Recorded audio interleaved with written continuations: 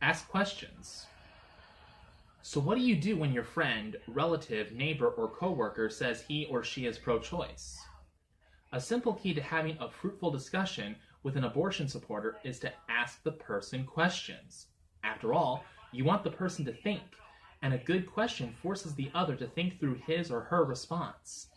It also lets people know you are interested in what they really think, and in learning more about what they think and why they think it. You will be better able to lead them the right way. It is easy for others to decide that they do not want to listen to you, but it is much harder for them not to want you to listen to them. Everyone likes to be listened to, so ask some questions and listen. Once the other person knows you are listening to him or her, it helps to keep the conversation calm and leads the exchange beyond the level of slogans. It is amazing to see how shallow a person's position on abortion can be. People easily identify with nice-sounding slogans without really thinking through their position on the controversy. You will find out how true this is if you ask a person who identifies himself or herself as pro-choice to explain the meaning of the phrase. What does that mean? Then stop, look at the person, and wait for a response. Here is a sample exchange taken from an actual conversation. When it comes to abortion, I'm pro-choice. I see. Could you tell me what you mean by that? Well, a woman should be able to choose whether to continue her pregnancy. Well, in your opinion, how far into the pregnancy should she have that choice? She should decide. Yes, you are saying she should decide.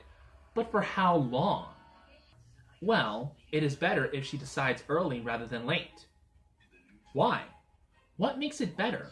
And if it is, say, the 7th month, should she still be able to choose abortion?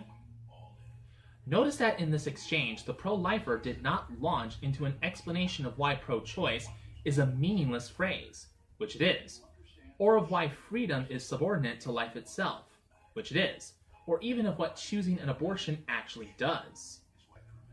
What the pro-lifer is doing here is asking the pro-choicer to face up to his or her own position.